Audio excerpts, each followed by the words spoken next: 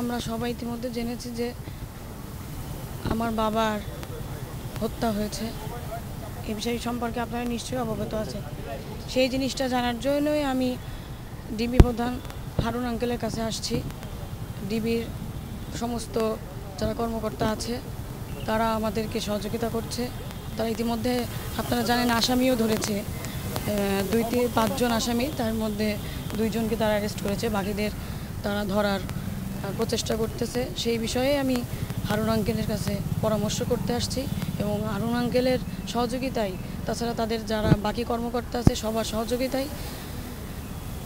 সহযোগিতায় বাকি আরও যারা আসামি আছে তাদেরকে ধরার জন্য অনুরোধ করতে বা আমি কথা বলতে এসেছি, যে মূলত আমি জানতে এসেছি বিষয়। আমি মামলা করতে এসেছি। হারুন স্যারের সাথে কথা বলেছি, আমার এখানে যে পুলিশ কমিশনার আছে তার সাথে কথা হয়েছে, মাননীয় প্রধানমন্ত্রীর সাথে কথা হয়েছে আমার, সেও আমাকে যথেষ্ট সহযোগিতা করছে। তার সহযোগিতার মাধ্যমে আজকে আমরা জানতে পেরেছি আমার বাবার কথা। সে এই আসামিদের ধরার জন্য সে আশ্বস্ত করেছেন সে সর্বোচ্চ চেষ্টা করবেন। পাশাপাশি ডিবি প্রধান হারুন আঙ্কেল সহ ডিবির সকল কর্মকর্তা তারা আমাদেরকে আসলে তাদের নিয়ে আমার বলার কিছু নাই। তারা আমাকে যে পরিমাণ সহযোগিতা করছে আপনারা জানেন। আমার কোনো ভাই নাই, আমরা 2 বোন। আমার বড় বোন ডক্টর, আমি LLB পড়তেছি, আমি 3rd ইয়ারে, আমার ফাইনাল ইয়ার চলে। আমি ইউনিভার্সিটি অফ লন্ডনের আন্ডারে পড়তেছি। আমি নিজেই আসছি, তারা আমাকে খুব সহযোগিতা করছে। তারা আমাকে খুব আন্তরিকতার সাথে দেখছে বলে আমি খুব তাড়াতাড়ি খুব ইনফরমেশন পেয়ে গেছি। আমি আপনাদের কাছে সহযোগিতা কামনা করছি যে আপনারা আমার বাবার হত্যার বিচার চাই।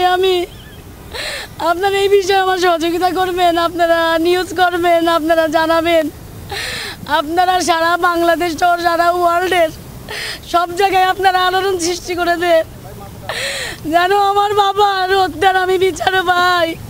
কারা করেছে, কেন করেছে, এর সুষ্ঠু তদন্ত চাই এবং আমি এর শেষ পর্যন্ত দেখতে চাই যে তারা কেন করেছে, কী জন্যই করেছে।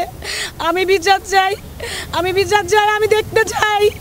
তারা যেন আমার সামনে তাদেরকে কুড়াচ্ছে দিয়ে ফাঁসি দিয়ে মারা হয়েছে আমি যেন দেখতে চাই। আজকে আমি এতিম হয়ে গেছি, আজকে আমার পড়াশোনা শেষ হয়নি, আজকে আমি মাঝপথে। আপনারা সবাই জানেন আপনাদের পরিবারে সবারই সন্তান আছে, যার বাপ থাকে না, তার কেউ থাকে না, তারা এতিম হয়ে যায়। যতই কাছের আত্মীয় আপন মানুষ সেই থাকুক, বাবা এই বাবার মতন কেউ হয় না। আমার বাবা অনেক স্বপ্ন নিয়ে আমাকে এখানে পড়ার জন্য ভর্তি করেছে।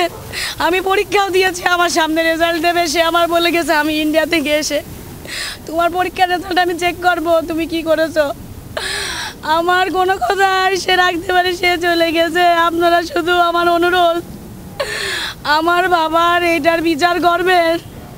একটা সময় 14 বছর আমার বাবা বিভিন্ন মিথ্যা মামলার হুমকিতে বলিয়ে থেকে যখন আমি অনেক ছোট তখন আমার বাবার কাছে পাইনি। যখন আমার একটু বুঝ হয়েছে,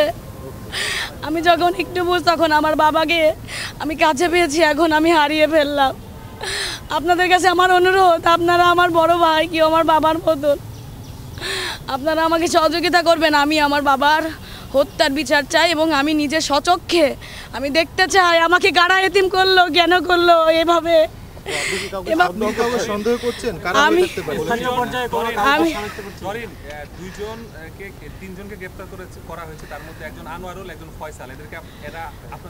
আমি চিনি না কিন্তু আমি চিনতে চাই এবং আমি হারুন স্যারকে আমি বলে এসেছি যে আপনি আইডেন্টিফাই করেন কেন এরকম হলো, কারণ আমি ল পড়তেছি, আমিও কিছু আইনের নিয়ম জানি। আপনি ইনভেস্টিগেশন করুন, আপনি দেখুন তারা কারা, আমাকে চিনান, দরকার আমি চিনতে চাই, আমি প্রকাশ্যে তাদের মৃত্যু দেখতে চাই। আমাকে এভাবে এতিম করে দিল আমার বাবা। আমি ইন্ডিয়াতে যাই নাই। আপনার বাবার সাথে আপনার সর্বশেষ কি কথা হচ্ছে, আপনার পরিবারের কি কথা হয়েছিল সর্বশেষ? আমার সাথে সর্বশেষ তার ভিডিও কলে কথা হয়। শত্রুতা ছিল কোনো বিষয় নিয়ে? না, আমি এরকম কোনো কিছু পাচ্ছি না, এরকম কোনো কিছু আমি এখনো পাইনি। কিন্তু যাদের আসামি ধরা হচ্ছে বা ধরা হয়েছে তাদেরকে এখনো ধরার পরিকল্পনা চলছে, তাদেরকে আমি ধরতে বলেছি এবং আমি সহযোগিতা চাচ্ছি তাদের ধরুক, তাহলে অবশ্যই কোনো না কোনো কিছু বেরিয়ে আসবে। আমি কোনো কিছুই জানি না। আমি জানলে আমি তো তাহলে জেনেই যেতাম। আমার বাবা, আমি কি চাইবো? আপনারা বলেন। আপনার কাছে অনুরোধ, আমার বাবার আপনারা সহযোগিতা করেন, আপনারা আলোড়ন সৃষ্টি করেন। আমি মাননীয় প্রধানমন্ত্রীর মেয়ের মতন, সে আমার মায়ের মতন। আমি তার দৃষ্টি আকর্ষণ করতে চাই। সে আমাকে যথেষ্ট হেল্প করছে। সে আমাকে মায়ের মতন করেই বলছে যে তুমি চিন্তা করো না। আমাকে সে প্রথম দিন তার সাথে আমার রবিবারে রাত 9টায় একুশে কথা হয়, যেদিন আমার বাবার আর কথা রবিবারে না, আমার সরি, আমি যেদিন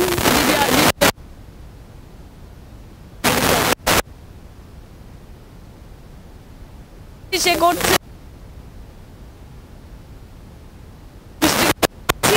আমি চেষ্টা করতেছি। আপনারা কি আসুন